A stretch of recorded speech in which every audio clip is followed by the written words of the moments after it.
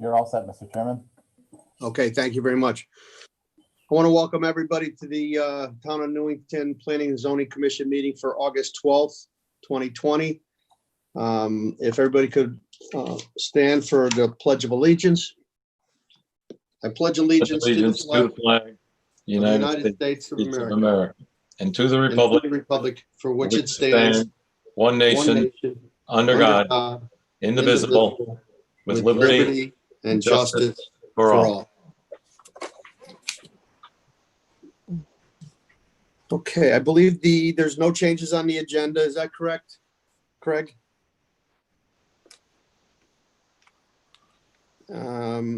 And we'll go right into, oh, I'm sorry. We need to do a roll call. Craig, if you could do a roll call, I'd appreciate it. Yes. Chairman Gill, Commissioner Gill.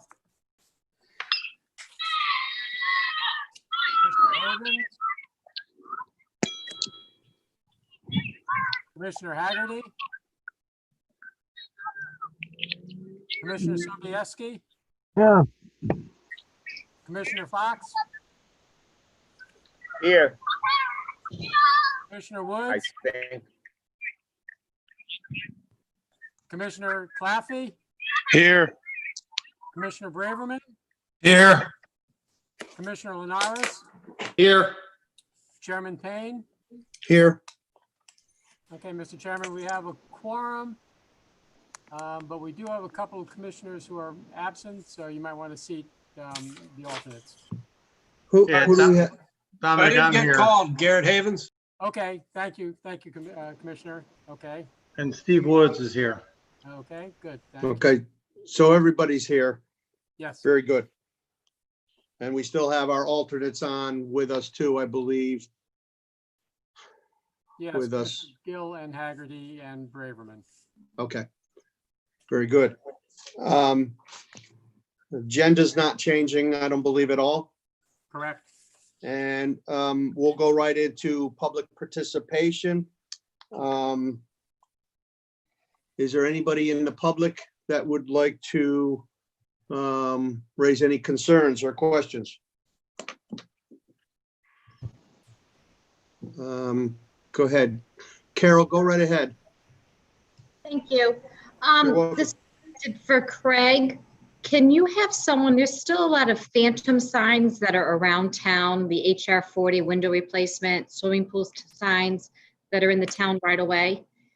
Can somebody go around and pick those up? That kind of, contributes to the blight of the town. And they're still up. I'd requested them previously. So I don't know if anybody can do that. We can get that addressed. Thank you very much, Carol. Is there anybody else from the public that has any questions or concerns?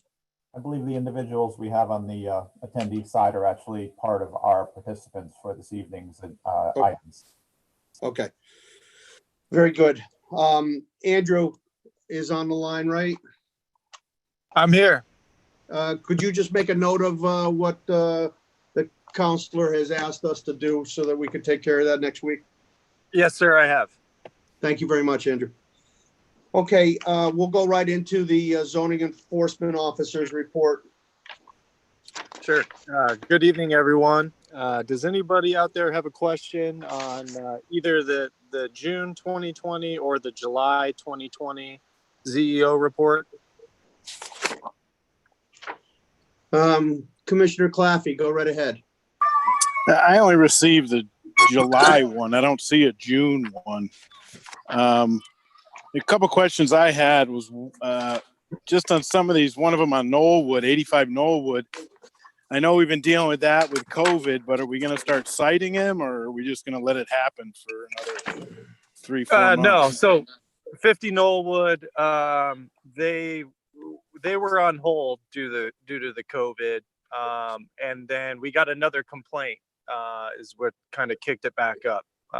And they were, and simultaneously, actually, the DMV reopened. So now they're able to go out and get the permit or whatever it is that they needed I believe it's a commercial driving permit or something of that nature.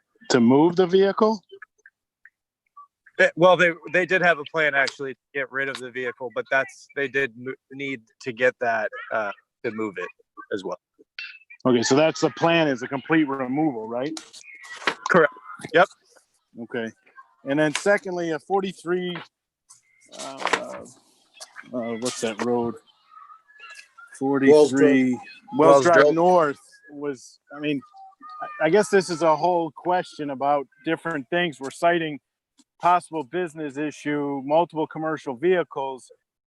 What are we classifying a commercial vehicle? If it has signing on it? I mean, there's a lot of places around that have commercial vehicles. Sure. Currently, we're still going under the current commercial vehicle rules, but considering that we're about to undergo a change, my thinking was to speak with the person, let them know about our current rules, and hope that they will be in compliance, and let them know of the upcoming rules as well. When I was out there, I didn't really see anything that really stuck out significantly, and so that's why my approach is to talk with them, let them know about the rules, so if there is anything that they could change, that they would be in compliance. Okay, so, and then when we went out there, have we just looking at that single house, or are we looking to our left and right and seeing the vehicles parked on the grass in 37 Wells Drive North? An RV that sat there for as long as I've lived in the neighborhood, over a year now. I mean, I'm just trying, I guess it's more wraps into how we're dealing with things. Are we singularly looking at a property and not looking left and right? Or are we still kind of doing it the old fashioned way where we only come out when called?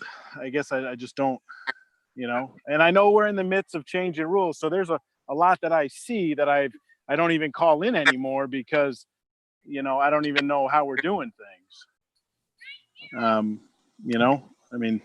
addressing things, the best I can. I got a complaint on this particular one, so I wanted to address it. And so when you're standing in the driveway and a foot to your left is another violation, another property, we're not dealing with that. I'm just trying to figure this out. I didn't see that particularly on that day, Anthony. I apologize.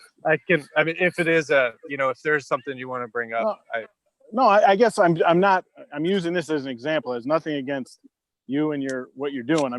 I'm trying to understand how we're moving forward, because we're trying to enforce, we're trying to change the rule, and like a home business and commercial vehicles sometimes go hand in hand. I just want to make sure we're all on the same page, that as we move forward, we're trying to modify some language, and at the same time we're still trying to enforce something. I think it kind of puts maybe a bad precedent on knowing that the commission is trying to change something, that we're zinging these people with complaints. Or are we just tracking it like, okay, there's a violation at said property that has to do with, like you previously said, which I think is the way to handle it. I guess I want to get some clarification from everyone else on the commission. Well, I think it's important that we want to enforce the regulations as consistent as possible. I think everybody's talked about that in the past. And it is difficult since we're going to be looking at some of those regulations. So I think Andrew's trying to do the best he can. If he missed something over there, Andrew can go back and address it. Is there any other commissioners that have a comment on the zoning?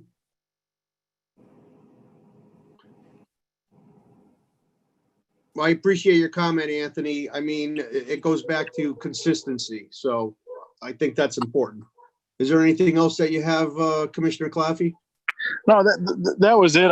I want to make sure that we're not singling anybody out. I mean, I haven't sent any of my complaints in because it's really, don't take this the wrong way, guys.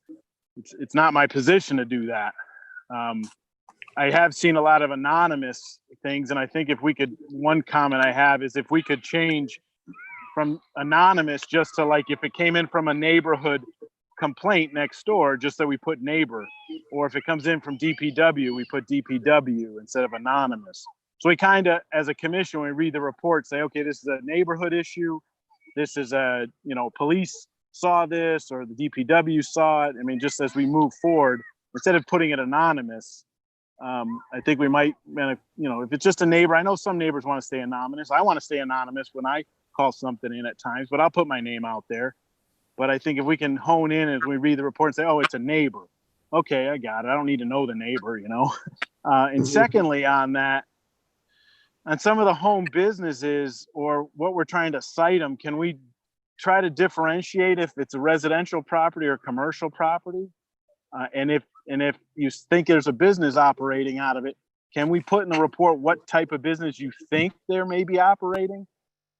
It just gives better clarification to people's maybe thoughts on a said property. That's all. Thank you, Andrew. Yeah, I put home business, so I think you can probably only have a home business in a residential zone.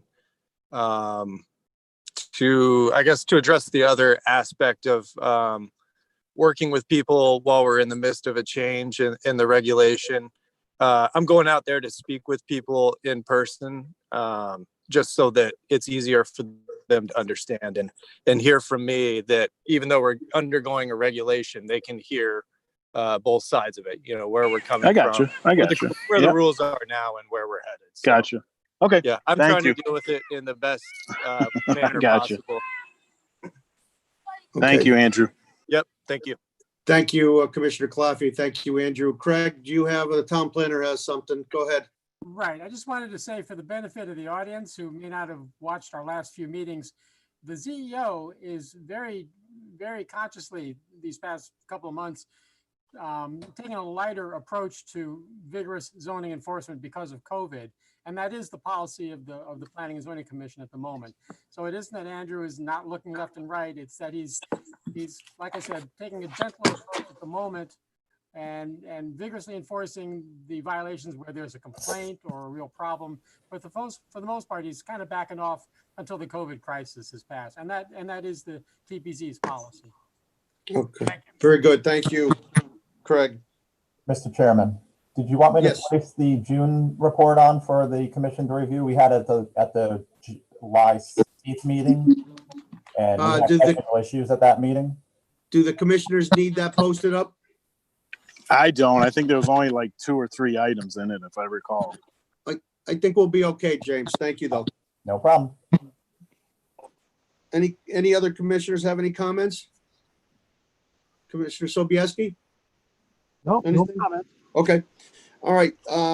Thank you very much, Andrew. I appreciate your enforcement officer report. Thank you, everyone. We have a public hearing, proposed plan of conservation and development, 2030 plan. Craig, do we need to read the procedures for the public hearing? Yes, and I'll do that now. Thank you. Procedures for public hearings. The order of proceedings at public hearings shall be as follows. A, convening by chairman. B, reading of the notice by the chairman, secretary, or a commissioner designated by the chairman to act in his stead. C, identification and location of the property involved by the town planner. D, a statement of the issue to be considered by the chairman or the town planner. E, presentation by applicant, limited to 20 minutes unless a specific extension is granted by the chair. F, persons wishing to speak in favor of the application, limited to 2 minutes per person. G, persons wishing to speak in opposition to the application, limited to 3 minutes per person. H, rebuttal by the applicant, limited to 5 minutes total. I, rebuttal by the opposition, limited to 5 minutes total. During a public hearing, it shall be within the discretion of the chairman whether the time limitations should be varied slightly, provided the commission consents to any such variance. In no case shall an extension be for more than 20% of the allotment indicated above, or 1 minute, whichever is greater. Thank you very much. Before we go to the public, I think that we're going to probably have to leave this public hearing open until our next meeting, because I don't think it would be appropriate for us to close it until we hear from the town council. And I believe they're going to present something to us at our next meeting, hopefully. We'll go to, if any of the commissioners have any comments on the 2030 plan. Is there anybody from the public that would like to speak about the 2030 plan?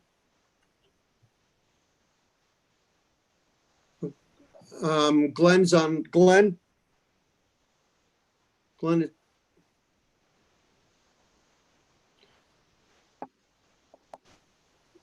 Yes, Mr. Chairman. Yes, Glenn. We're still within the time if we act on this at our next meeting on the 22nd, is it? Or I'm not sure of your next meeting date, Mr. Chairman. Correct? our next meeting date is the 26th. That's 26th. That's the day that you have to have it done by, right? Well, that's the last regular meeting before the deadline. Okay. Okay. The deadline is when then? Is I think September 9th, Craig. Thank you. September 9th. Let me confirm that.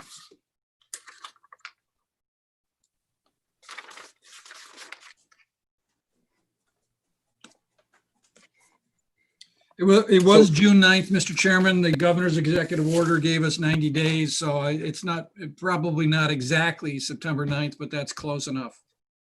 Okay, so it appears then we'll have 2 more meetings to act on this. Our next meeting in August, and then if we have to, we meet the September 2nd. Do we know, Mr. Chairman, whether the council is going to submit a report? I believe Carol's on Counselor Annis. If you could fill us in, I'd appreciate it. Yeah, we had it on our agenda for, I would say, 3 or 4 meetings. None of the counselors had any comments. We were happy with it. We were satisfied with it.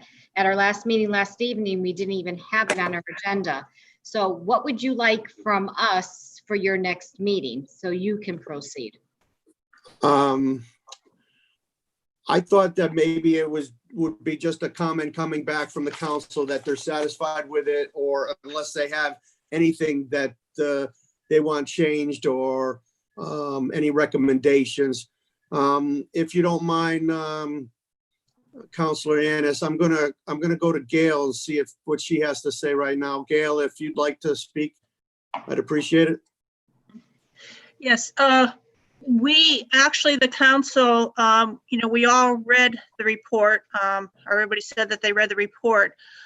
There were no outstanding issues, but we were waiting to hear if there were any substantial concerns brought forth by the public. So that's why we didn't provide anything to you, because we were waiting to hear what may have occurred in the public hearing. So assuming that, I do believe that you did, from the last meeting, you did publicize on several of the websites. I know it was in the Town Crier or the New Britain Herald that this was open for comment.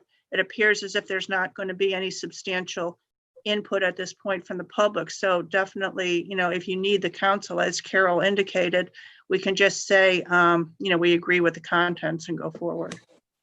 Okay. Yeah, that would be great if you guys could have some sort of response back to us for the next meeting. Sure. And I think we're going to use all the meetings that we can. We'll, if it's not a problem, Glenn and the town planner we'll plan on acting on this at our first meeting in September. Maybe if there's no other comments, we could even act on it at our next meeting after hearing from the council and move it forward and get it off our plate. Does that sound all right with everybody? And does any of the other commissioners have any thoughts on this? I think it's a good plan, Mr. Chairman. Okay. Mr. Chairman? Yes, Commissioner Fox. Actually, having been involved with POCDs before, I think, and thanks a great part to Mr. Chalder, I think this is one of the best that PPZs has put together. And so if you want to keep it open, that's fine. But I'm very happy with it. Okay, thank you, Commissioner Fox. Any other commissioners' comments? All right, I want to thank everybody. Is there anybody from the public that, James, do we have anybody from the public that might be interested in speaking? Obviously not. Okay, we're going to move on if there's no objections. We have approval of the minutes. I'll entertain a motion to approve the TPZ minutes of July 8th and July 22nd, regular meetings. So moved. A motion made by Commissioner Sobieski. Do I have a second? Second. Seconded by Commissioner Fox. Any comments, corrections? All in favor? Aye. Aye. Okay, the minutes have passed. We're in a new business right now. The first thing on the agenda was the possible action of plan of conversation and development of the 2030 plan. I'll just go. Glenn, do you have anything else you'd like to address us on this?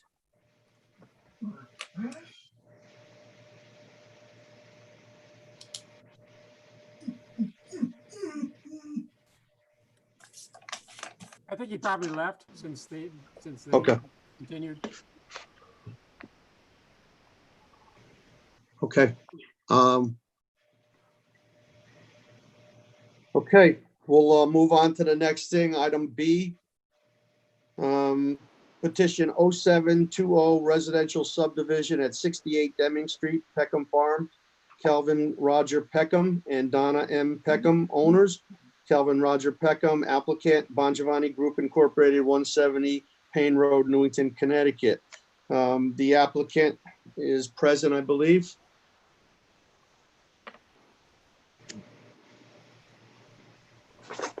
I am, Mr. Chairman.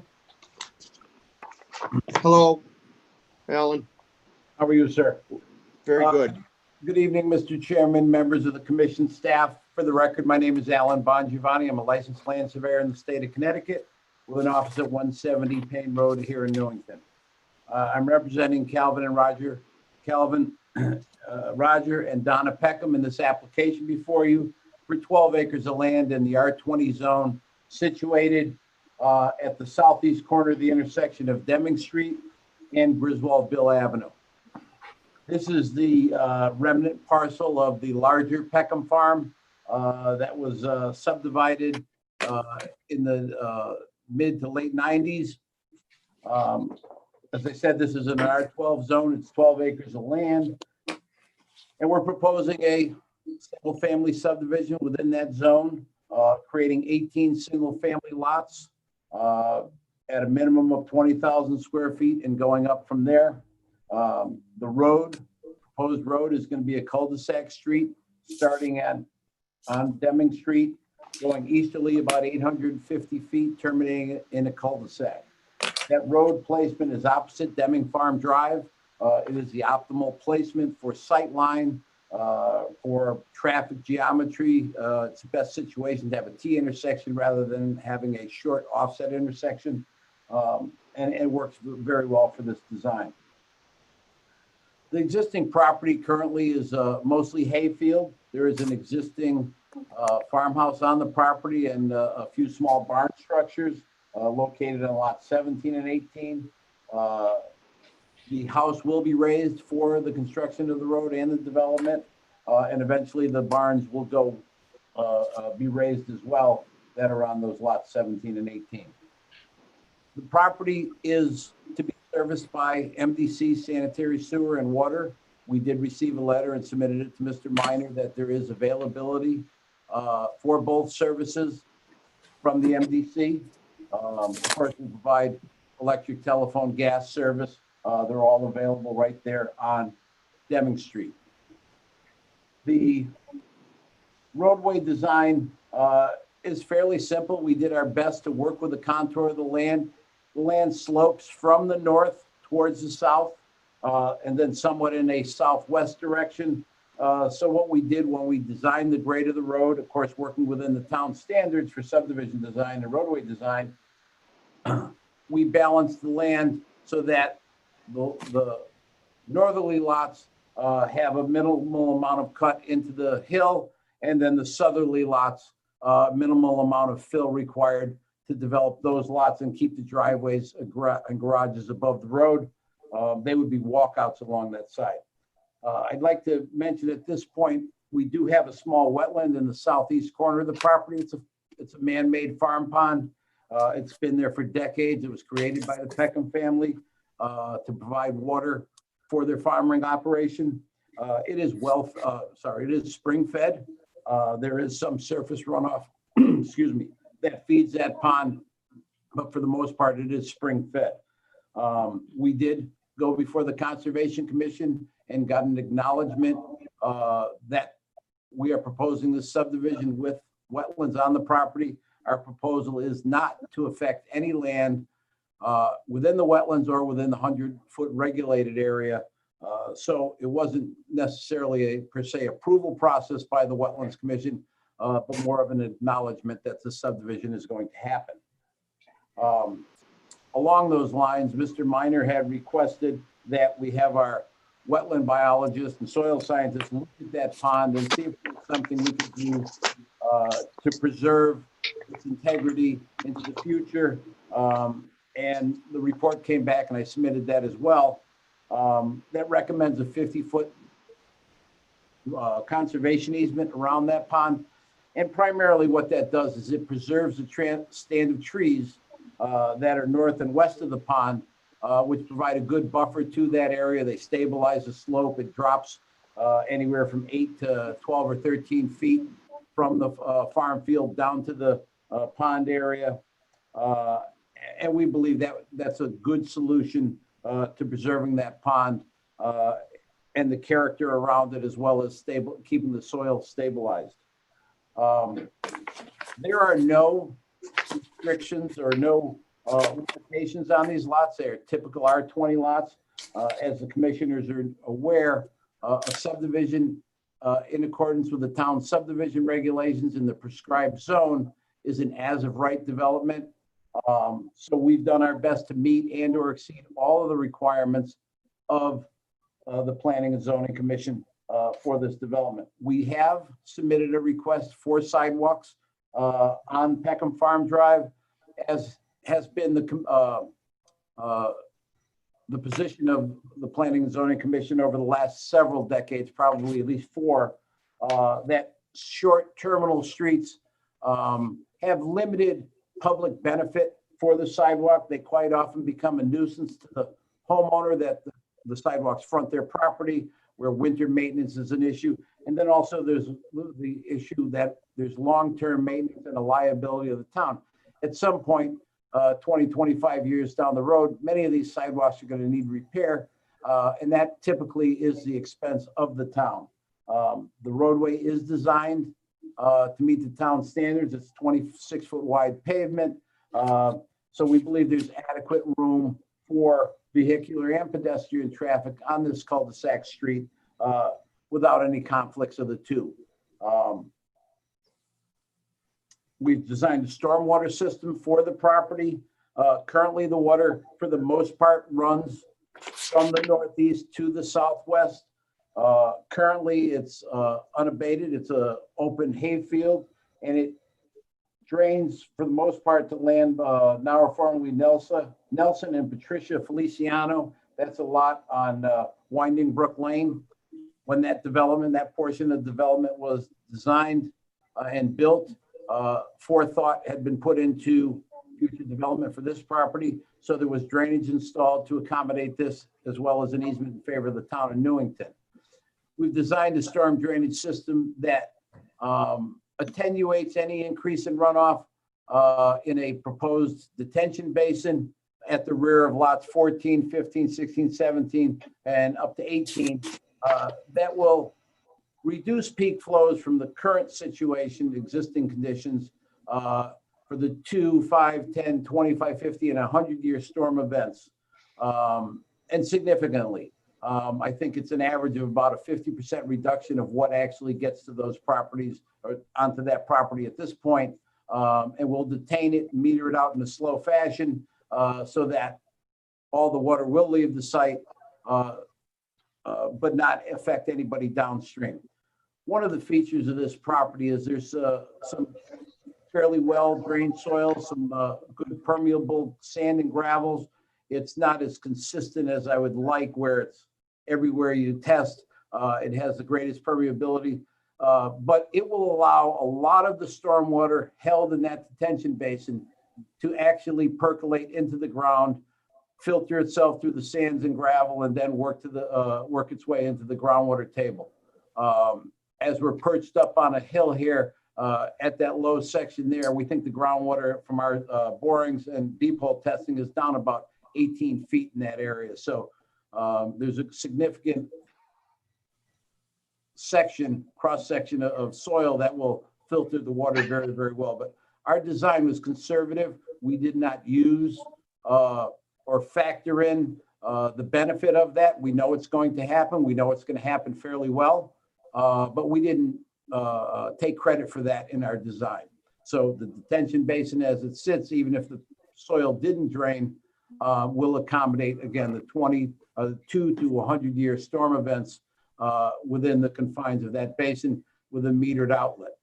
Beyond that, we've designed, going out towards Deming Street, a overland relief area, so that if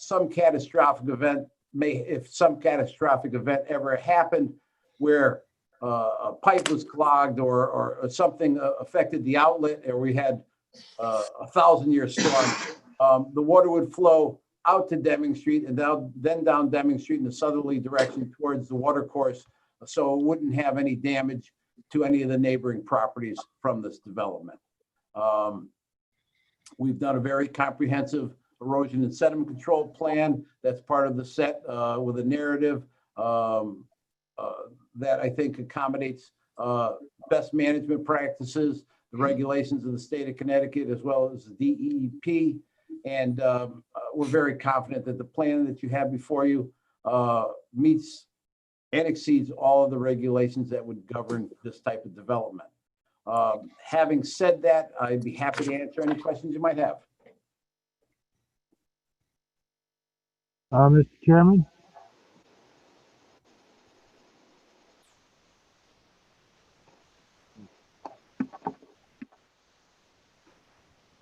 Commissioner Payne?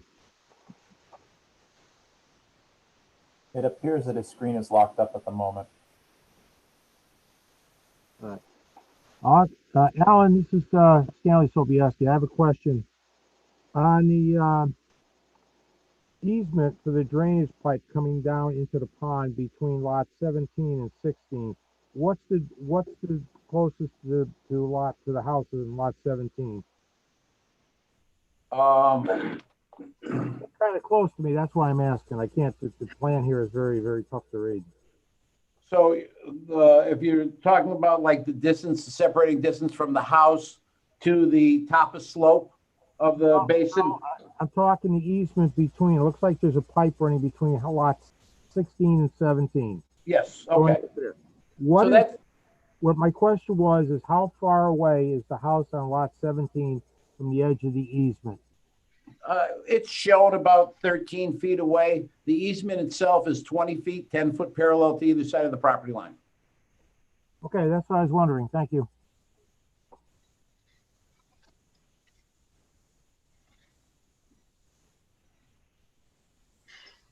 Who is our vice chairperson for the committee? To me, Anthony. Okay, you're on board right now, Anthony, until Mr. Payne comes back in. All right. So any other questions from the commissioners?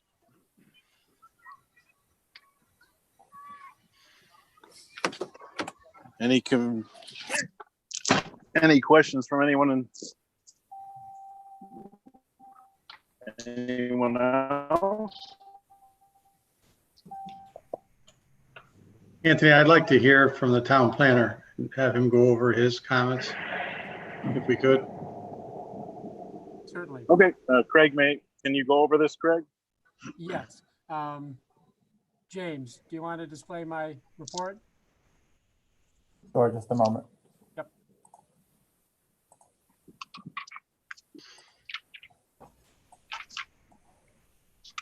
Can I say something when we get Commissioner Payne back on? Just let me know and he can take over. Or Chairman Payne, I should say. Are you looking for your review, Craig? Is that the one you're looking for? Yes. Is this the correct one? Yes, thank you. Okay. I Okay, believe that's an old report, Craig. I'm sorry? I believe that's an older report. This, Yeah, there's one in the packet oh, dated August. oh, I'm sorry, James, not that 3rd. one. The one that's from my report from me to the commission, and it will be dated probably early August.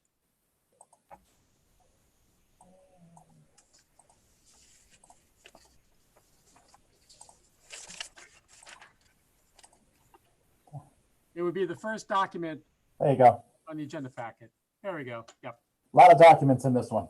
Yes, there are. Thank you, James. Uh, All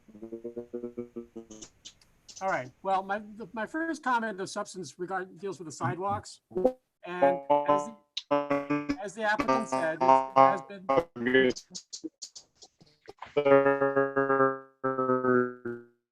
In the report, it's like the 3rd page or 4th page of the packet.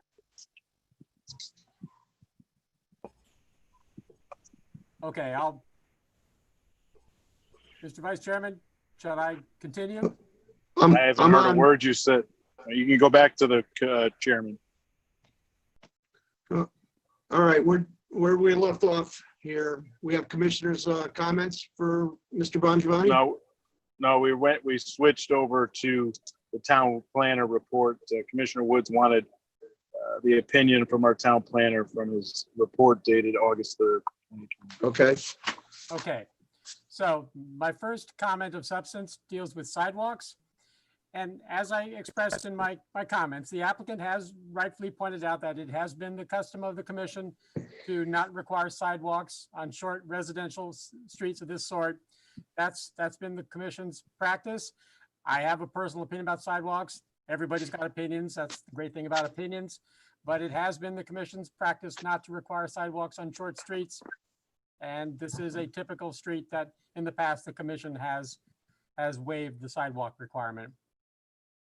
So I'm ready to go on to the next item unless anybody wants to talk about. Does anybody, thank you, Craig. Is anybody, Commissioner Woods, does that answer your questions for the sidewalks? Yeah, it does. And actually, I probably don't agree with the town planner on the sidewalks. On these short streets, I don't think they're necessary. I think it does cause a burden both for the homeowner and the town. I believe we do a lousy job on maintaining our sidewalks throughout the community. And while it would be nice if we could add sidewalks that were somewhat useful, I don't see this sidewalk really getting any kind of use other than maybe by an occasional person walking their dog in the neighborhood. Okay, I agree with you, Commissioner Woods. I had some concerns with it, and I have actually no problems waiving the sidewalks on the development. And to go one step farther, the sidewalks that he's proposing on Deming Street are actually going to go nowhere because there's a residential lot that somebody else owns, and the elevations of the property, if a sidewalk was going to put in, they would have to have a wall. So I just don't see any of that happening over there. So I think that's a burden, and I would hate to, those two houses would have to do quite a bit of sidewalk removal just on Deming, and nobody would be using it. We also have to keep in mind that across the street, the Deming Farm Drive, if I'm not mistaken, they're going to be coming in and asking for their waiver of their sidewalks also on that street. Isn't that correct, Craig? Yes. Okay. So, Commissioner Fox, do you have a question? Go right ahead. Yeah. Okay. Thank you, Mr. Chairman. Through you. Number one, I have to agree with you and Commissioner Woods that we don't need sidewalks that go nowhere. And like Commissioner Woods said, someone's going to walk their dogs. They don't want to do anything on the sidewalk anyway. But I have a question on your paragraph number 2, Ray, detention basin.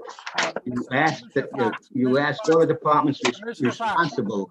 Commissioner Fox, before you go. Yeah, Does anybody else want to talk about the sidewalks before we move Yeah. on? no, I'm sorry. Yeah, let's, Yes, I do, Craig. go ahead.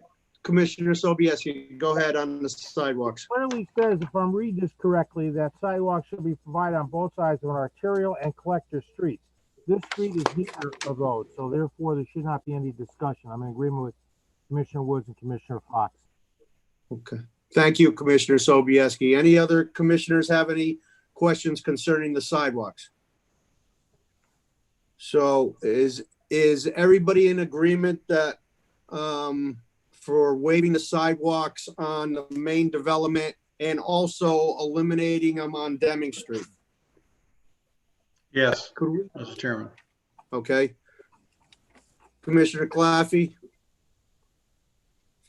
Yes. Commissioner Fox, Yes, Commissioner Havens, Yes. Commissioner Lenars, Absolutely, no brainer. and Commissioner Sobieski. Yes, Commissioner Braverman, what are your thoughts?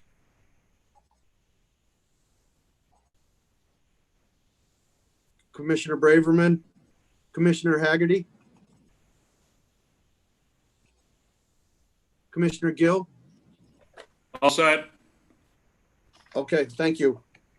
Okay, so we're all in agreement on that, Craig, for the sidewalks.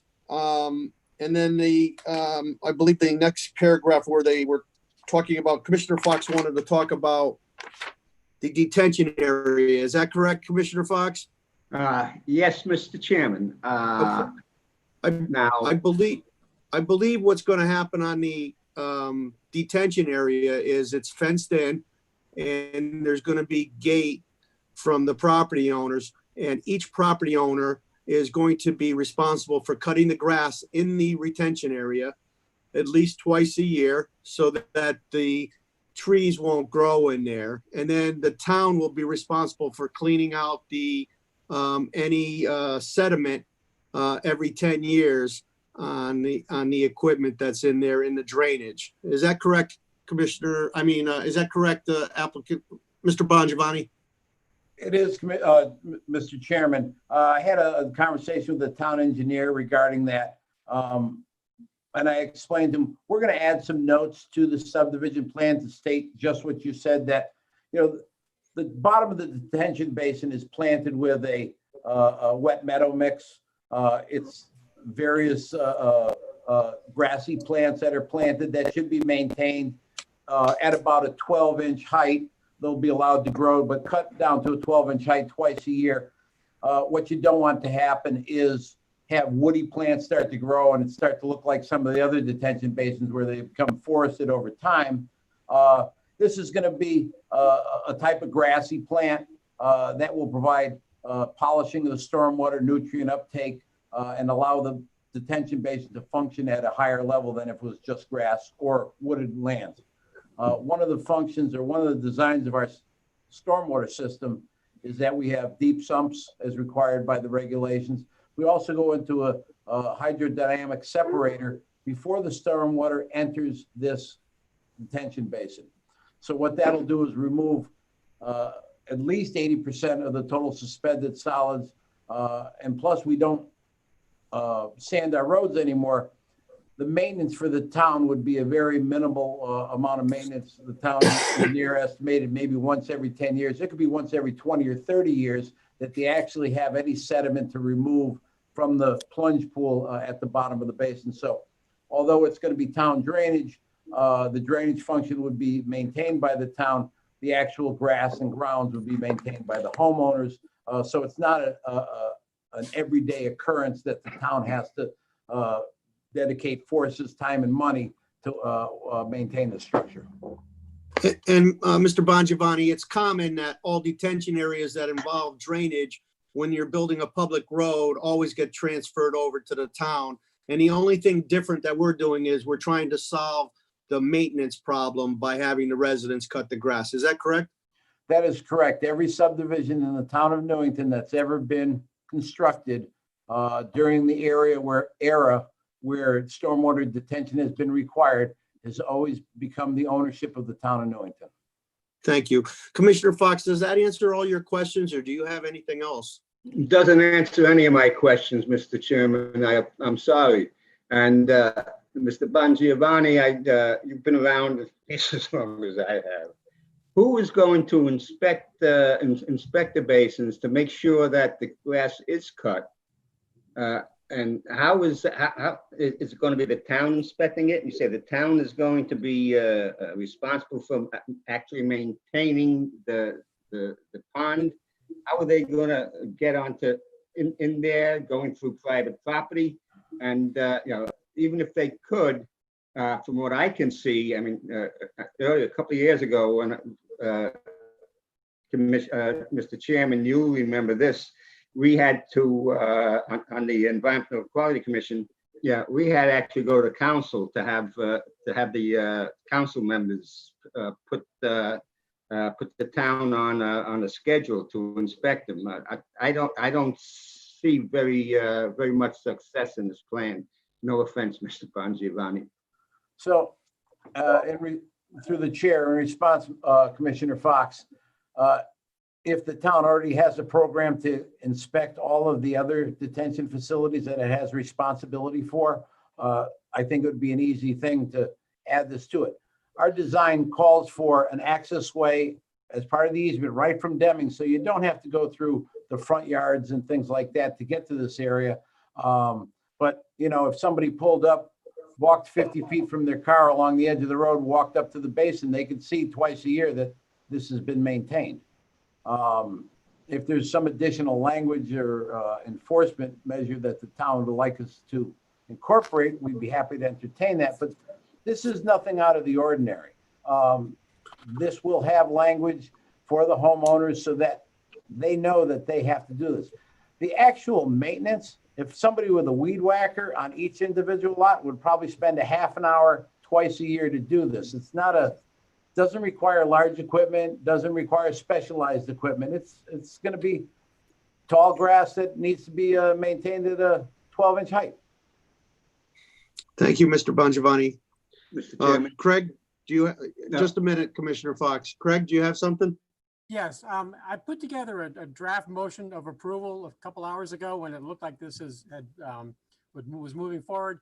And one of the recommendations that I have in the approval is that the applicant submit a maintenance agreement and easement where all of these details would be spelled out. So it's clear what the town's responsibility would be, what the schedule would be, so there would be no confusion down the road as to who's supposed to do what.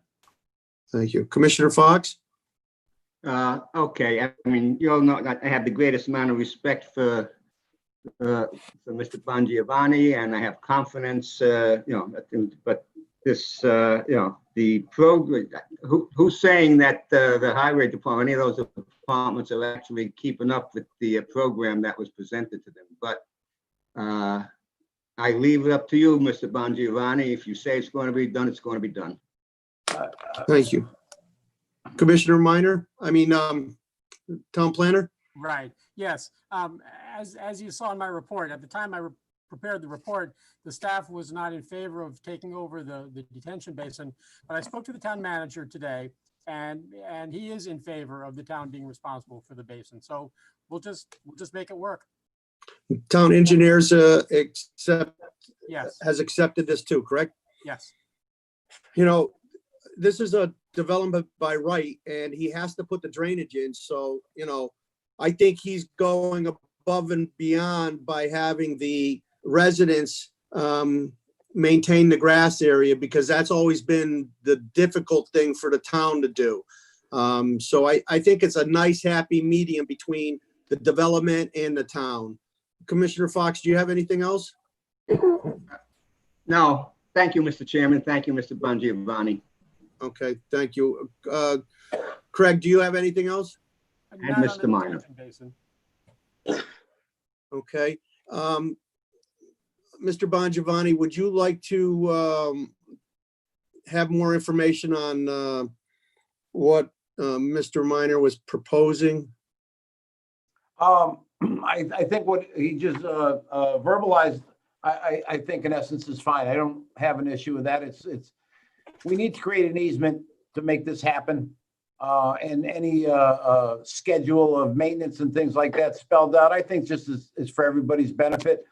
Okay. Those conservation easements, and if we put in their language about the maintenance by the homeowner, it'll be part of their deeds. So it'll be public knowledge rather than not. Thank you very, putting it right. thank you, Mr. Bongiovanni. Thank you. There's also the 50-foot conservation easement around the wetlands area to protect the woodlands. If that's not marked out, is it possible, if the other commissioners think it's needed, could we have the developer mark out the conservation easement so that the residents around the area are very familiar with it and they're aware of it so that we have no problems or hope to avoid any problems? If I could, Mr. Chairman, as we've done in several other communities,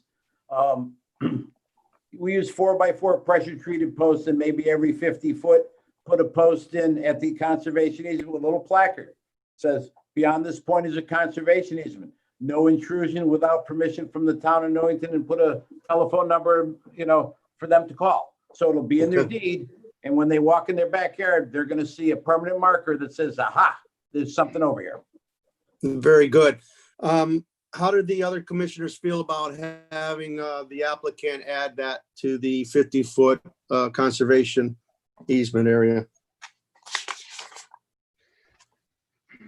Mr. Chairman, this is Commissioner Woods. I think it's a good idea. I've seen it in several communities. They're usually painted a color, either red or a color that will stand out so that they can easily be seen. And they seem to work good, and people tend to respect it when they are actually done that way. And it's not obtrusive. It's only one every 50, 60 feet. Mm-hmm. I think it might help. Any other comments from the other commissioners? Okay. Mr. Bongiovanni, if that's something that we could add, I'd greatly appreciate it. And I think the commission would appreciate it. And I'm sure the Conservation Commission would appreciate it. That's not a problem. I just have one other comment. Sure, Commissioner Woods, go right ahead. Yeah, back to the basin. You're talking about mowing it twice a year, Mr. Bongiovanni. So I would just recommend that you don't use a conservation mix. Use more of a meadow mix that will withstand the two mowings, because most of the conservation mixes are annuals. So if you cut it twice a year, it won't allow it to go to seed, so the plants won't be able to establish themselves. But if you use a meadow mix, much easier to maintain, and it actually will look better, especially if you use fescues. They only get to be 12, maybe 15 inches tall, and that cutting twice a year will keep the brush from coming in. Thank you, Commissioner Woods. And actually, it is specified as a meadow mix rather than a conservation mix. I probably misspoke earlier. Okay. Thank you. Thank you. Mr. Bongiovanni, the plans are small. What kind of street trees are we proposing there? So there's sometimes the street trees have a tendency, some of them have a tendency of splitting very easily. And so what are you proposing? Our proposal is sugar maples. It's a native tree to the Northeast.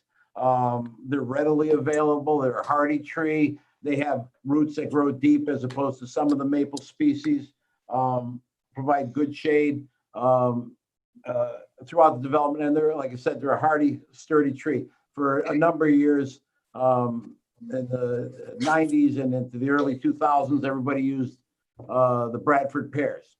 Yes. You drive by the Lowe's shopping center and you see how many Bradford pears are still in their original shape. It's a poor choice. We didn't know that at the time, but we learned from our mistakes, and we're going to go back to something tried and true, and that would be a sugar maple. Thank you. Commissioner Woods? No, I'm all set. Okay.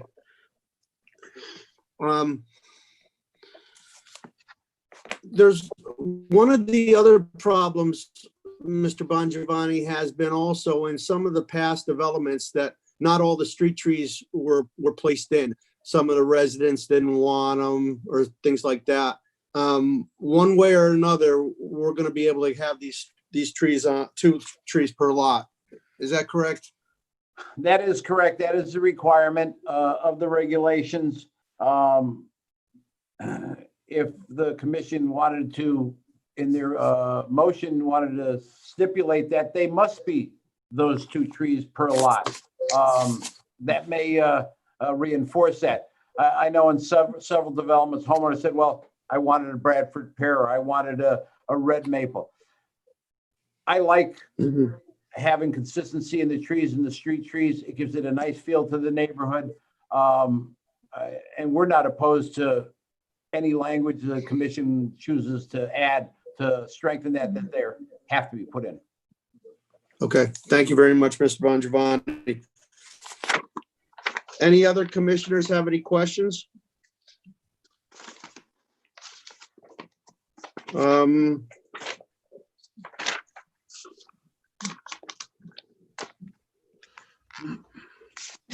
The planner, Mr. Minor, do you have the proposal, the motion?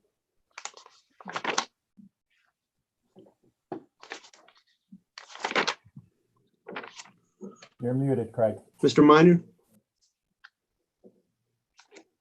Sorry, I'm Okay. muted myself. Yes, I put Oh, together that's a all draft- Yes, I put together a draft motion an hour or so ago when I found out that the issue with the detention basin had been resolved.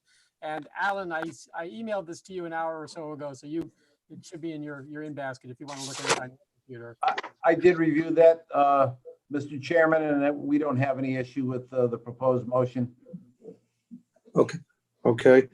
I'll entertain a motion to move this to old business for action for tonight. Commissioner Move, Sobieski, Mr. Chairman. move the whole business for tonight. All right, we have moved by Commissioner Woods and Commissioner Sobieski. You'll second that? Yes. And any comments or questions? All in favor? Aye. Aye. Okay, very good. Mr. Bongiovanni, we're going to take this up later in the meeting, and we're going to vote on this. And I want to wish you guys your applicant good luck on this project. I think this is a great development for that area, and I wish them good luck on it. Thank you, Mr. Chairman. Thank you, commissioners. Yep. Okay, the next thing on our new business is petition 26-20. Site plan modifications at 135 Fen Road, Stanwell Associates LLC, owner and applicant Mario Gerard, 97 Stanwell Road, Newington, Connecticut. Contact. Is the applicant here? I can Yes. speak to it. Oh, okay. Okay, I'll have the town planner give us a report on this. Go ahead, Craig. Mr. Chairman, I thought I heard the applicant is here, or I see he's in the audience, but if the chairman would prefer, I can speak to it. I'd be happy to do that. I appreciate it. Thank you. Right. Okay, so as the commissioners may recall, when this site plan on Fen Road was approved a few months ago, the town engineer had recommended sidewalks, and the applicant's consultant, being a cooperative kind of guy, put them on the plans. And so that's what got approved. But then it came to the chairman's awareness and some other people that the plans include sidewalks, which I don't want to say are sidewalks to nowhere, but perhaps are in an area of town where they're not needed at the moment. So the applicant and I discussed this offline and asked what can you do to not have to put in the sidewalks? And I said, well, let's go through the site plan modification process. And if the commission agrees, I'm not going to have the applicant submit a revised plan because that's kind of a waste of money. But the staff will know that the sidewalks have been waived and we're not going to require him to finish them before we issue the C of O.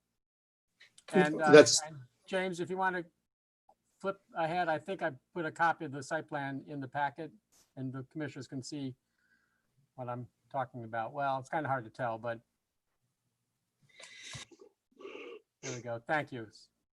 Yes, you can, if you know what to look for, you can see the sidewalk in the plan here along the bottom of the page. Mm-hmm.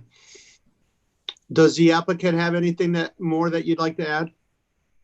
No, not really. Okay. Any questions from the commissioners? Just a comment. I think Mr. there's- Chairman. Yeah, go ahead, Commissioner Woods. I'm actually in agreement that these sidewalks shouldn't go in. I don't think we want to encourage pedestrian traffic there. There is that small retail plaza just to the south, but nobody's walking there. It's a drive destination. I don't, again, see the purpose of these sidewalks. They're not going to do any good at all. Thank you, Commissioner Woods. Anybody else? Any other commissioners have any comments? Commissioner Sobieski, I agree with Commissioner Woods. Thank you, Commissioner Sobieski. Anyone else have any comment? One thing I have, Commissioner Claffey, is there any, outside of the sidewalk change, Mr. Planner, was there anything else that was modified excessively from our previous approval? I'm not aware of anything else the applicant would like to change. Mr. Jagger, do you have anything else? At this moment, no, it was just the sidewalks I was looking at. Okay. All right. Any other commissioners have any questions or comments? I have one question, Chairman Payne. Yes, Commissioner. Looking at that site plan is where the parking spaces are. Is that a retaining wall that's going in? Is there a large elevation change from what's out there now? What's going on? I mean, I think I've driven by it once. Due to COVID, I've kind of hung out in the center of town more than venturing out. Maybe the applicant can answer that question. Yeah, there's a big elevation change from what it currently was to what it is now. From basically where the building starts all the way to the secondary driveway, there's going to be about a 5 to 6 foot drop in elevation. So there's just going to be a big change in elevation drop. Okay, and Mr. Planner, you might know this better than I. We're taking in, the runoff and everything. There's no other outstanding planner changes. I don't know if I remember seeing that retaining wall in the original plan. Am I misspoke on that?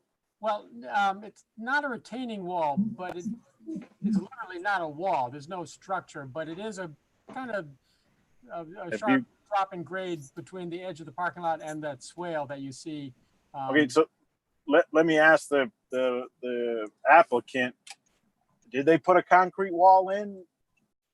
No, there's no wall there. It's a water retention. Probably about it's like 2 feet wide, 4 feet deep, and it's just lined with stone and with dirt in the center, so the water will go in there and disperse slowly over time.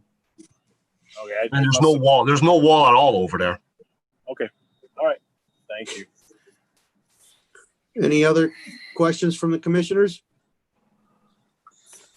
If there's no objection, I think we should entertain to move this to old business and act on it tonight. Commissioner Sobieski, make a motion, move the whole business and act on it tonight.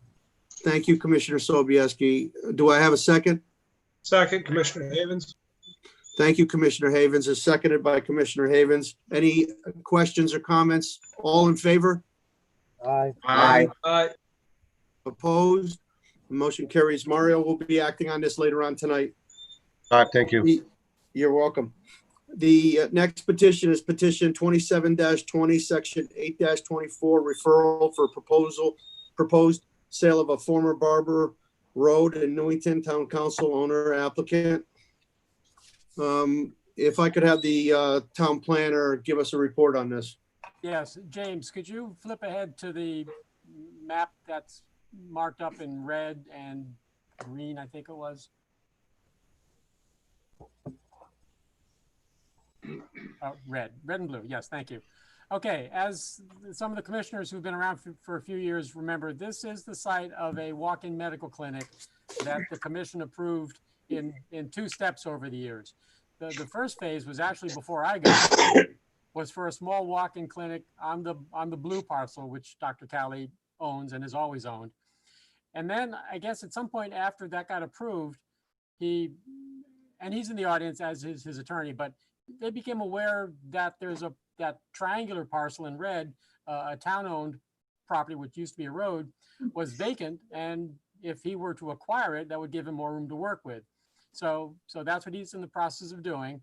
And the town council has referred it to TPZ to make a recommendation back to the council as to whether the town should sell this triangular in red parcel to Dr. Cali. And my recommendation is yes. My recommendation to the commission is that it should recommend that this transaction take place. And we've approved a development that includes both parcels. Is that correct? Yes, that is correct. Okay, thank you. Any commissioners have any comments or questions on this? No, it's actually starting to all come back to me now, Mr. Chairman. I thought we already approved this, but now I remember we've approved the change in the land and the buildings based on if he bought the property, because he wasn't going to buy the property if we didn't approve it. So it's all coming back to me now. I mean, I think it makes sense that we make a recommendation to the town that they sell this property to Dr. Cal. Thank you, Commissioner Woods. Commissioner Any other Sobieski, commissioners have any questions? All right, hearing no other, nothing else on this, I'll entertain that we move this to old business, but petition 24-20 to old business for action later on tonight. So Do I have a moved motion? by Fox. Motion made by Commissioner Fox. Do I have a second? second by Sobieski. Commissioner Sobieski seconded. Any questions or comments? All in favor? Aye. Opposed? The motion carries. So we're in old business now. Mr. Chairman? Yes. The text amendment for commercial vehicles. Oh, okay. I'm sorry.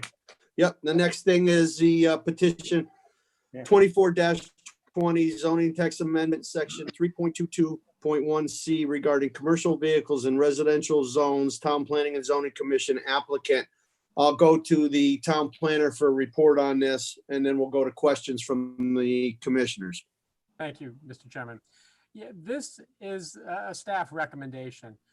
This regulation has been on the books in some form for many years, and it was amended by TPZ a number of years ago because the original version was unworkable and created a lot of confusion.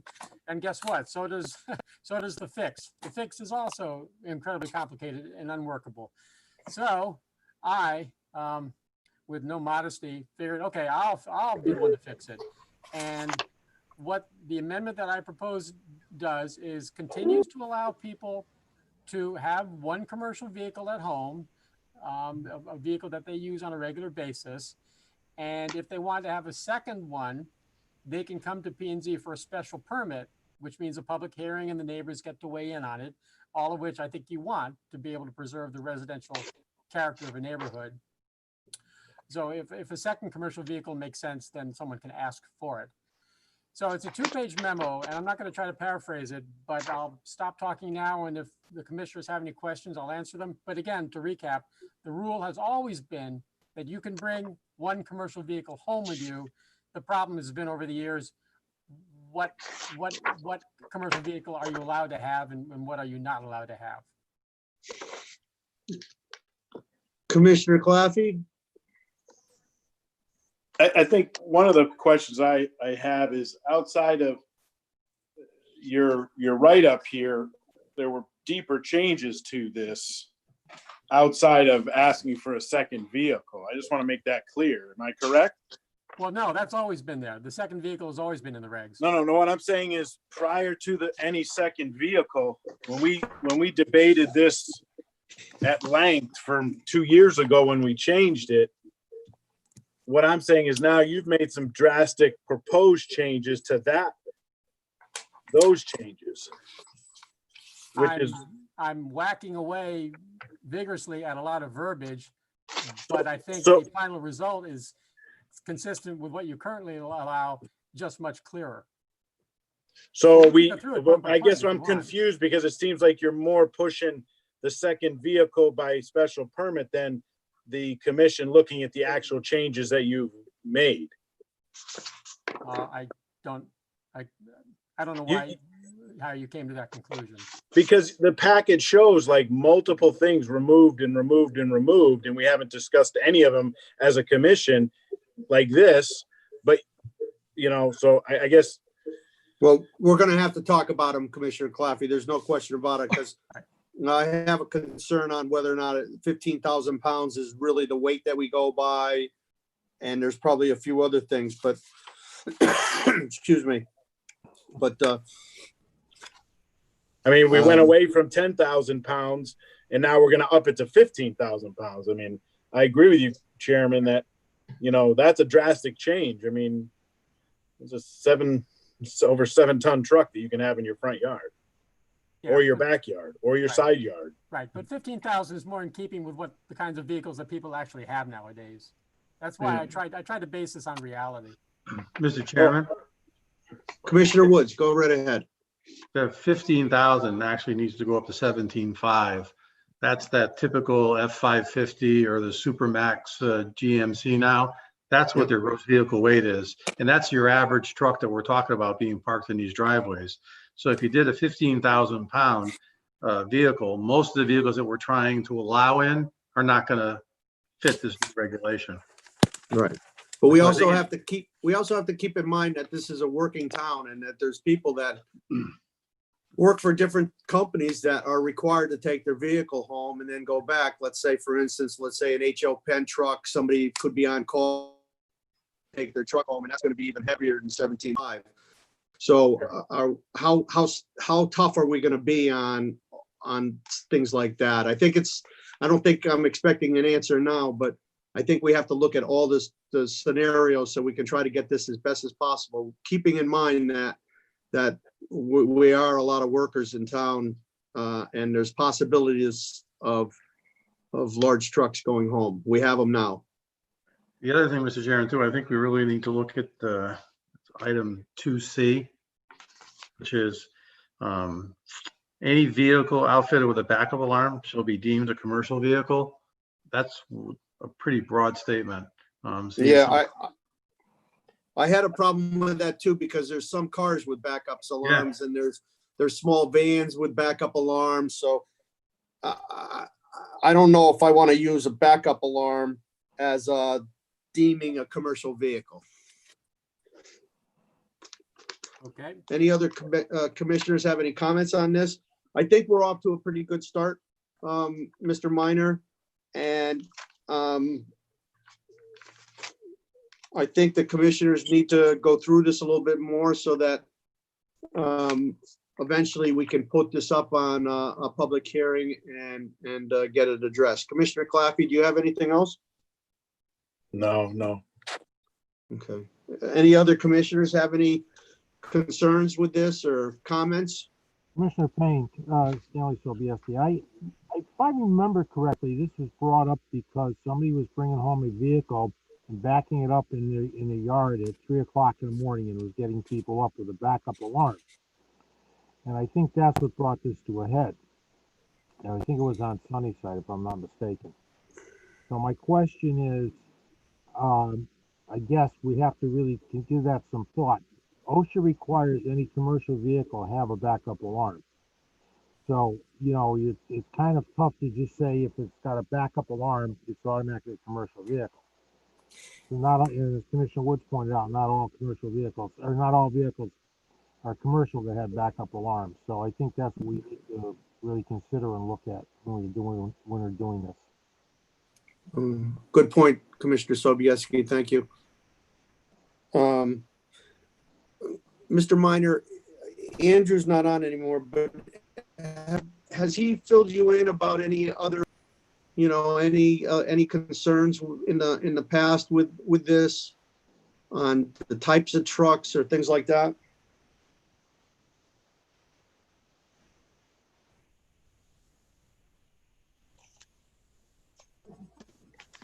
Mr. Minor? I'm sorry, Mr. Chairman, my Wi-Fi is intermittent right now. Could you repeat the question? Yeah, just that, have you gotten any feedback from Andrew on how bad this, how much of a problem we have with the commercial vehicles being at home? Right. Well, he and I have talked about this quite a bit, but I haven't asked him that question, but I will do that. Okay, thank you. All right, and I know some commissioners wanted to have more of a in-person meeting to go over this. Is that still the Is that still the thought of the commissioners, or do the commissioners think after reviewing this a little longer, we could address this on our normal procedures on Zoom? Vice Chairman, can I? The question I have is, I thought this week we're talking about the commercial vehicles at home, and last meeting we're talking about the home-based businesses. I mean, a lot of people that have home-based businesses, this coincides with their home-based business. So I think truly the home-based business changes and the commercial vehicle changes need to run together. Okay. You know, not one meeting talk about one and the next meeting talk about another. Okay, great point, Commissioner Claffey. I think the town planner can arrange that. Yes. Thank you very much. Okay, I understand. Okay, if there's no other questions or concerns on this, we'll move forward to old business. And I would ask the planner to put up a motion for petition 0720, residential subdivision at 68 Deming Street, Peckham Farm.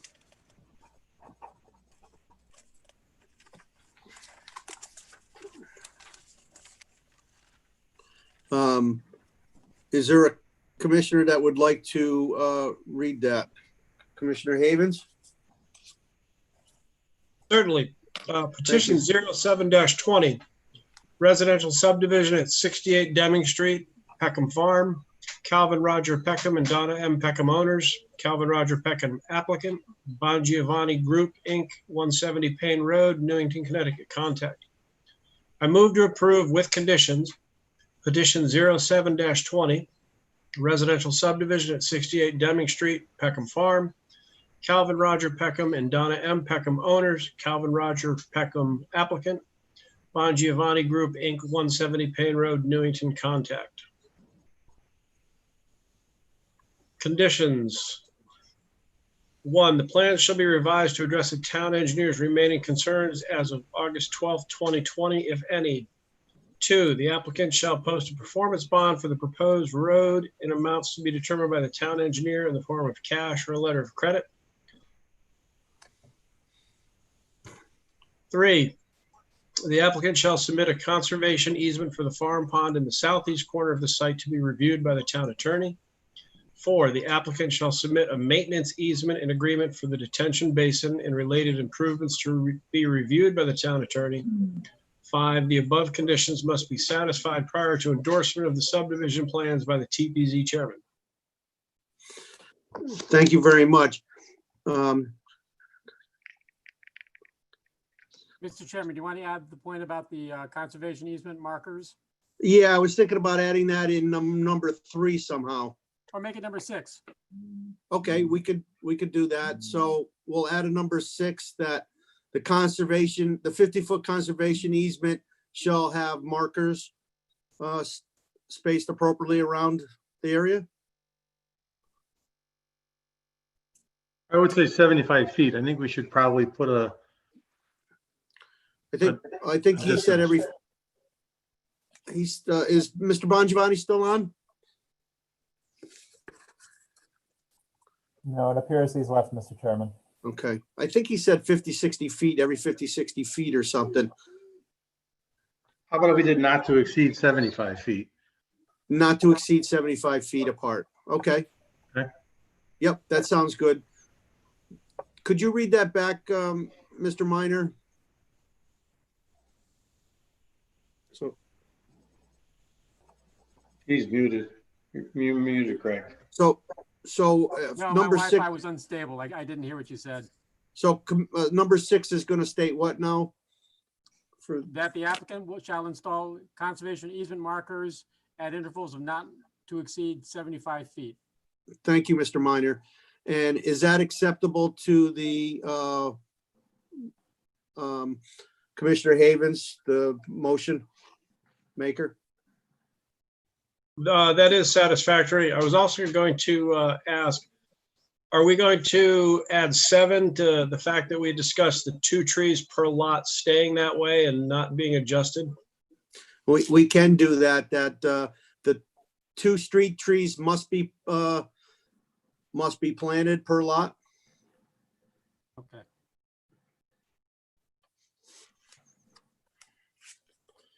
Okay, do I have a second on this motion? Sobieski, second. Thank you, Commissioner Sobieski. Motion's made and seconded. Is there any other discussion on it? Could I have a roll call vote, please? Oh, I'm sorry. Commissioner Gill, Yes. Commissioner Havens, Yes. Commissioner Sobieski, Yes.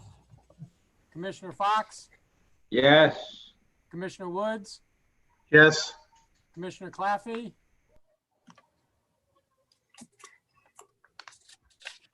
Commissioner Claffey, Yes. Yes. thank you. Commissioner Braverman, Commissioner Linares, Yes. Chairman Payne, Yes. thank you. Okay, thank you very much. All right. So then we got the next thing on we have is petition 26-20 site plan modifications at 135 Fenn Road, Stanwell Associates. If Commissioner Linares could read this motion, I'd appreciate it. Absolutely. Petition 26-20 site plan modification at 135 Fenn Road, Stanwell Associates LLC, owner applicant Mario Gajier, 97 Stanwell Road, Newington, Connecticut, contact. I move to approve petition 26-20 site plan modification at 135 Fenn Road, Stanwell Associates LLC, owner applicant Mario Gajier, 97 Stanwell Road, Newington, Connecticut, contact. Motion made by Commissioner Linares. Do I have a second? Sobieski. Second, Commissioner Havens. Seconded by Commissioner Havens. Is there any discussion on this? If Mr. Minor could do a roll call vote, I'd appreciate it. Commissioner Fox, Yes. Is there a question out there? Continue, Mr. Minor. I'm sorry. Commissioner Woods, Yes. Commissioner Sobieski, Yes. Commissioner Claffey, Yes. Commissioner Havens, Yes. Commissioner Linares, Yes. Commissioner Haggerty, Commissioner Gill, Yes. Commissioner Braverman, Chairman Payne. Yes. Okay, motion passes. Very good. And we have the next thing on our agenda would be petition 27-20, section 8-20 for a referral for a proposal sale of former Barber Road, Newington Town Council owner applicant. If Commissioner Havens could read the next motion, I'd appreciate it. I move to approve petition 27-20, section 8-24, referral for proposed sale of former Barber Road, Newington Town Council owner applicant. Do I have a second? Second. Seconded by Commissioner Fox. Is there any comments or questions? Okay, we'll have a roll call vote. Commissioner, Mr. Minor, please. Commissioner Gill, Yes. Commissioner Havens, Yes. Commissioner Haggerty, Commissioner Sobieski, Yes. Commissioner Fox, Yes. Commissioner Woods, Yes. Commissioner Claffey, Yes. Commissioner Braverman, Commissioner Linares, Yes. Chairman Payne. Yes. Okay. I think that covers everything. And we're at petitions for public hearing scheduling. We have one, correct, Craig? We have one or two coming up next meeting? Well, The only application that I received was the one I discussed with you, Chairman, the other day, and you said to put Okay, it on next week's agenda for yep. the, And that's the only one we have so far? correct. Okay. And you want to fill them in on what that is? Yeah, yes, the Chamber of Commerce wants to hold a movie night as just a fun thing for the town to do. And they've gotten the permission of the Methodist Church on the corner of New Britain Avenue and Church Street to conduct it. I don't have the paperwork with me because I didn't think we were going to take it up tonight, but the event That's will be okay. in late September. So there's no rush to schedule the hearing. Okay, and then we're also going to continue to have the commercial vehicles and residential zones and home businesses on our agenda. Yes. Now, there is an item that's been kicking around for quite a while that is ready for public hearing at your next meeting, and that's the LID amendment that the commission wanted to do, to delete LID from the regulation. That's ready to go forward, and that will be on the agenda for your next meeting, the August 26th. Okay. And that'll be a public hearing, correct? Correct. And that's already been to CROG and everything, correct? Correct. Okay. Do you have anything in your town planners report that you'd like to go over?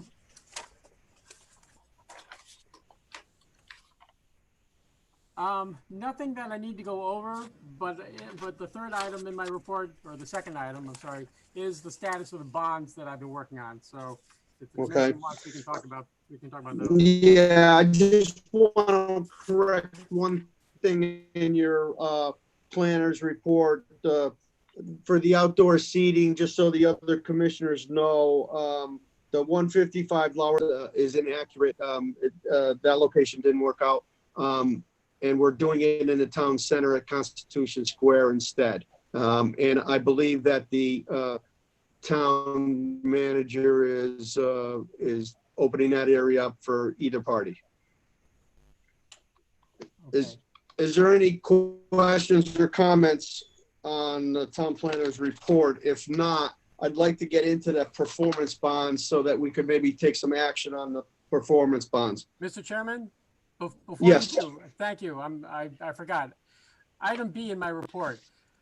It was brought to my attention that there are people that are hairdressers and barbers that work in salons who are currently not working because of COVID, because of concern. And so it was suggested that maybe we might want to, for the time being, liberalize our home business regulations. So what I'm going to suggest is, and I have suggested, at the moment, the home business regulations specifically prohibit barbers and hairdressers. I'm not sure why, I can imagine why, but they specifically prohibit them. So I'm suggesting maybe we amend the regs for now, and then to allow barbers and hairdressers to conduct those businesses at home if the commission thinks that that's a good idea. Now, and there will be a hearing on it. How many calls have you gotten on that? Well, actual calls from people, none, because most people don't realize that this is even a possibility. But I did get a call from a town council person asking me to think about it. And the more I thought about it, the more I thought it was worth bringing back to the commission.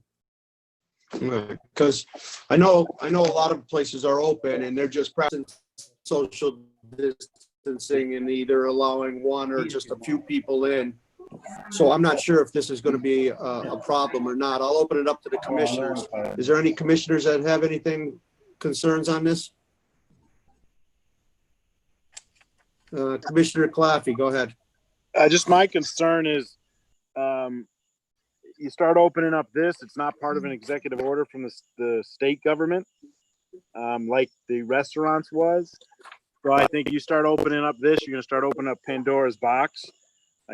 I know when I go to the barber, I have to make an appointment. Like any other person, I go to a restaurant, I have to make a reservation. I think you'd be opening up a Pandora's box of home business here that could come and hurt us. Secondly, they're regulated by the Department of Health. So if you're going to start doing this, you're going to have to call the Department of Health and see what's going on there with what their feelings are. So I think you got a lot more than just a simple oh, let's let it happen, and then we'll try to, put the brakes on it. I think it's once you open it up, you're never going to close it down. So Thank you. that's my Thank you, Commissioner Claffey, for your comments. I appreciate it. Is there any other comments from the other commissioners?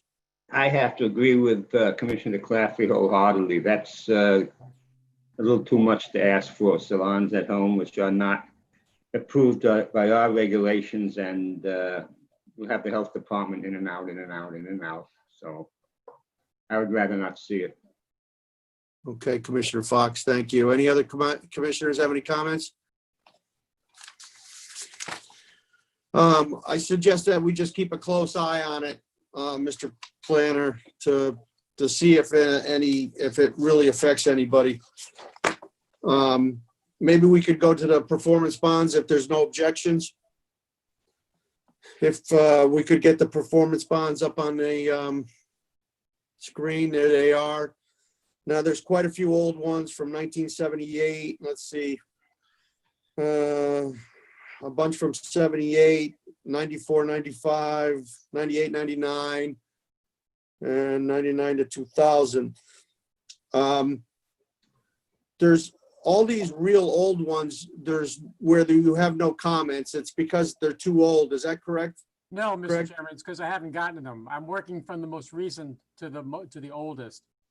So I was going to ask James to scroll to the bottom, and then I'll work my way up and explain to the commissioners what the status is of these. Okay, let's work from the bottom and we'll go there. Okay. Fenn Road Starbucks. Yep, they have requested a bond release, and the staff is in the process of inspecting it to and hopefully recommend releasing the remaining bond. Yeah. I've been by there. I don't see any problems. Have they been over there yet or not? Yes, they had 1 or 2 inspections, and then Andrew went on vacation, but now he'll be back in a day or so, and he'll resume inspecting it. Okay. Okay.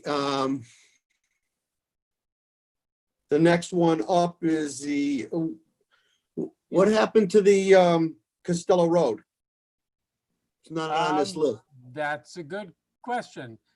Okay, I'll just tell you that I contacted them and asked them if they want to apply for a bond release. I have not heard back from them. Well, that was a couple weeks ago. We can just release it, can't we? Well, no, because I don't know if it's ready to be released. We haven't inspected it. Well, I mean, they're holding 66,000. It's been done for a while. Let's get the inspectors over there and return 60,000 to these guys if everything's good, and we can retain a little bit if there's something necessary by the engineers. Let's get over there and check that out, please. Okay. The next one up is the LA Fitness. Actually, James, the document you're looking at is slightly different from the one that I have. So I'll, because we also have the O'Reilly. Well, okay, James, maybe that's something different out. It's been released, so that's been deleted. Okay. Yeah, the O'Reilly's is on our list, but we have okay, that's 0, correct? That's correct. done. It's the TPZ has released it. Yeah. Okay. Okay. Then Fenn Road we talk about now. LA Fitness, as you can see, this has been around since 2009. This is a strange situation. The bond, we've been holding that bond because, according to my files, they never finished the second course of the blacktop. But I was looking at it the other day, and it certainly looks like the blacktop is finished. So I recommend we release that. Yeah, I would recommend that we release that too. Is there any objections to releasing $5,000 to LA Fitness from any of the commissioners? No objection. Okay, no objections. Why don't we take care of that, Mr. Minor? Yep. Okay, the next one, the New Meadow Elderly Housing. I was speaking to the consultant working for those folks, and they're at a loss as to what that $2,000 was for. They don't It's know. 12 years ago. Okay, so since it's so long ago, if there's no objection from the commissioners, I would recommend that we return that money to whoever posted it also. No Is there problem. any objections on returning that? No, Mr. Chairman. Okay, no objections. Now, all these have to be returned to whoever, whoever made the check out, correct? Well, Correct? actually, I'm glad you brought that up because this next one is a little squirrely. The Best Yet Market. Yes, We're holding a $7,700 bond for work that was never done by the previous owner. So when the Israeli guys bought the market and reopened it a couple of years ago, at that time, I remember working with the town attorney and with the economic development director to see who this money should go to. And I was directed or advised that the money should go to the new owner. And I thought it had. So I was surprised when I saw this from the finance department the other day that we were still holding on to that 7,700 because it was supposed to go to the new owner of Best Yet Market. So if the commission. yeah, so that would go to Lowry Place. Yes, LLC, I think, or something. correct. And I believe that should be returned to the new owner here, Lowerly Place. Is there any objection from the commissioners on that? None from me, Mr. Chairman. Thank you. And they're out of state, out of state, but the Nick Galicio from manages the place, Craig. So if you don't have an address, can we just get it over to him to give to the owner? Okay, I'll look into that. Okay. Okay. So far we're releasing that. Okay, the next one up would be the Rockledge Drive subdivision. Right, now this is $3,150 left from I think roughly $100 or $10,000 bond. This was a subdivision where the developer did not follow through on the street tree requirement. He tried to pass the buck to the homeowners, many of whom didn't want trees. And so what I did a couple of years ago was we hired a local landscaper, put in a bunch of trees to homeowners who did want them. There was still some $3,000 left. And so I spoke to the developer and he was fine with letting that money be used somewhere else in town. So I recommend we keep that and maybe turn it over to the Parks and Rec department or someone and use it to obtain landscaping somewhere else in town. That, or do we keep it in this account here? Because it looks like you have an opening balance of $4,000 too, right? I'm not sure what you're referring to, Mr. Chairman. Well, at the very first line, it Okay. says. I have no idea what those ancient ones are. I'm frankly not spending a lot of time on them.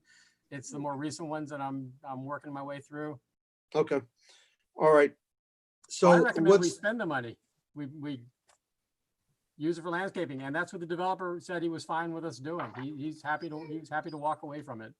Okay, so let's leave it in here and then we can talk about it at a later date on maybe locations, best locations to spend it. Okay. Okay, James. Is that all right with the other commissioners? Yeah. Okay, so that was Rockledge. Now, Moretco. Okay, I couldn't find anything in my records as to what Moretco was. There was just nothing. And then just serendipitously, the planner who's working for the New Meadow Elderly Housing is Mike D'Amato, whom the commissioners remember used to be the assistant town planner here. And Mike, as a happy coincidence, had with him some records that he brought with him from Newington, and he had a cryptic reference to Moretco Incorporated, where the bond had been an original $30,000 or $40,000 bond had been released in about a half dozen phases to Mylone and McBroom. So it must have been part of some town center project that Mylone and Broom was the contractor for. So I'm pretty sure it's their money, and I'll get to the bottom of it, and then we can give it back to them. Okay, you want to give us a report on that next meeting? Correct, because I just found this out yesterday, so I'll have a more detailed report next week. Now, Waverly Drive. Okay, $5,000. The house, when it was built, the driveway was put in the wrong location. And the developer said he would take care of it, but never did, and he's now gone. The homeowner said that he would try to acquire a couple of feet from his neighbor so that to create the 5 feet minimum, which is required. He never did. Whose money is it? Who posted the bond? That would be Yep. the original developer who put the driveway in the wrong place in the first place and never fixed it. So Okay. I recommend we keep that and find some good use for it.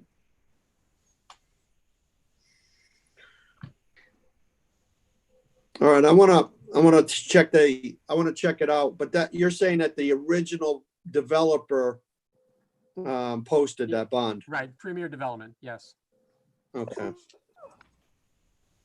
Now, Premier Developer was also the developer for 450 Willard Avenue.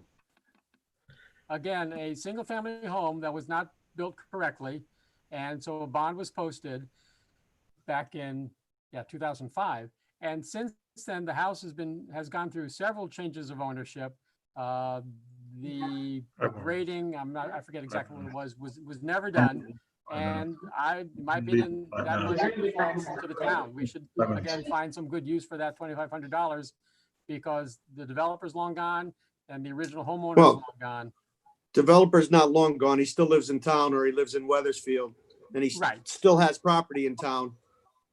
So I'd like to go look at the property and see if there's anything that stands out, and then maybe act on that next meeting. Okay. I would meet you there, Mr. Chairman, if you'd like. Certainly.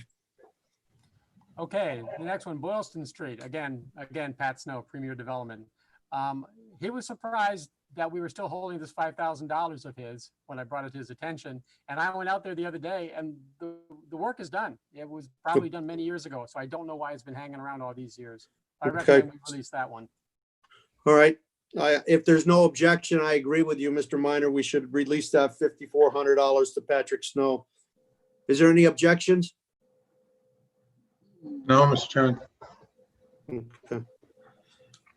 Okay, and then the next one is Target, $10,000 for a tree. I don't know whether the tree's there or not. Mr. Minor, do you have a report on that one? Right, it was still there a few years ago, which was the last time the commission went through a methodical cleansing of the bond list. And at that time, the commissioners had some questions about other landscaping and therefore never took any action on it. But the sycamore certainly survived the development process, which was the reason the bond was imposed. Do you know who posted the $10,000? The developer? Yes, I can find out exactly who posted the bond, but it was, well, who else would have been but the developer? It had to be the developer, right? Right.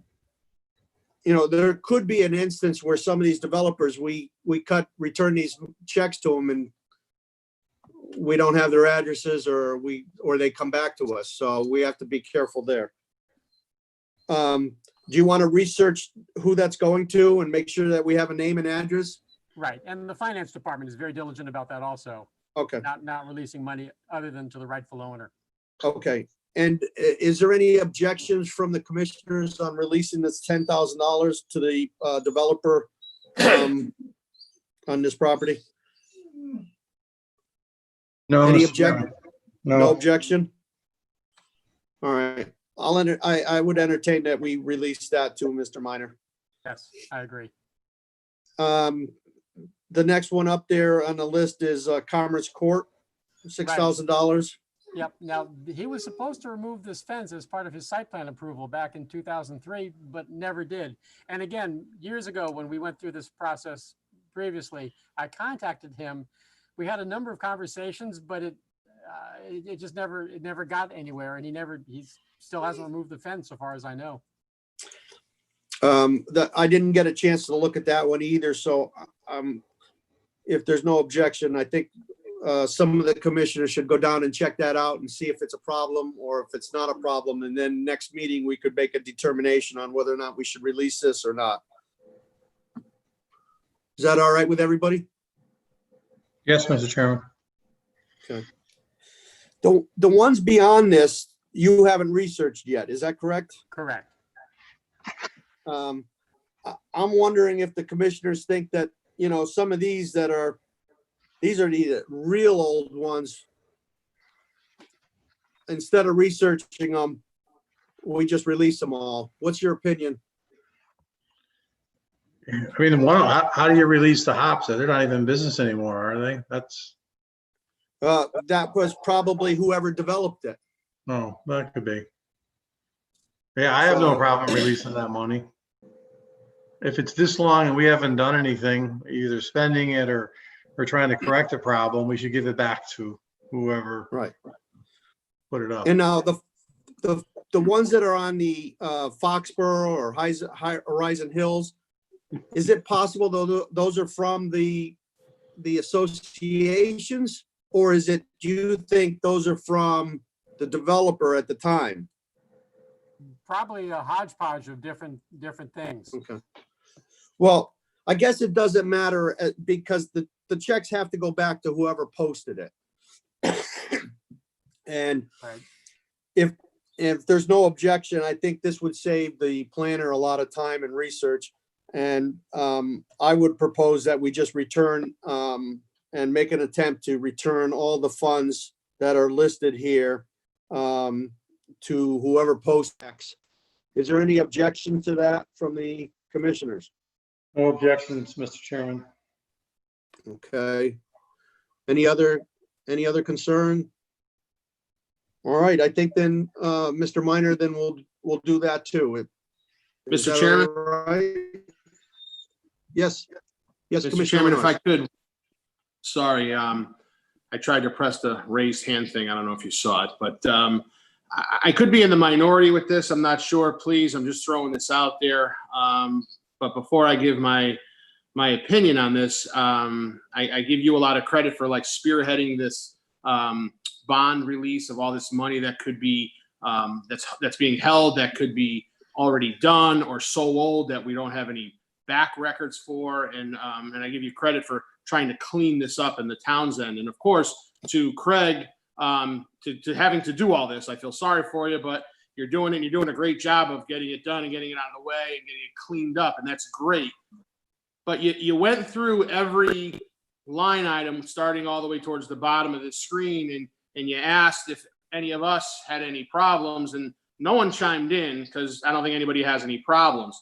Is this really something that should be coming to our meeting when releasing these bonds? I feel that Craig does a great job of researching it to find out whatever the description either was met, not met, done, or not done. Do we have to go back and forth with each one of these?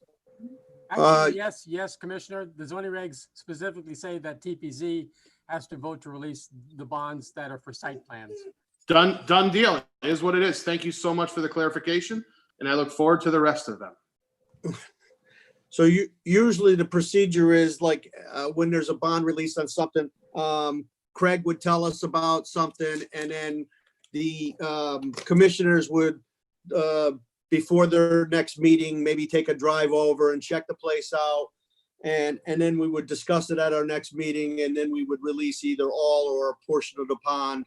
And usually the engineer inspects the property, or somebody from the town also inspects the property. Is that correct, Craig?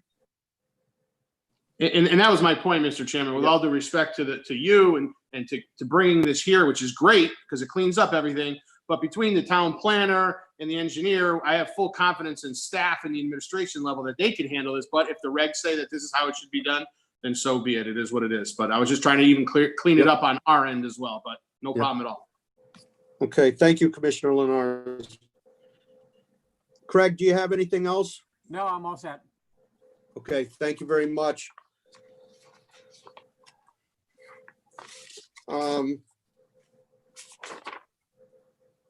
Commissioners have anything else? Is there any communications, Craig? No. Public participation, if there's anybody from the audience that would like to speak. We just have MCTV streaming us out on the television. Okay. And commissioners, do you have any comments? And as far as closing remarks, I just think that I think we've been doing a pretty good job. We've been trying to get things, move things as fast as possible for the small amount of development that is coming in, and I think that's important.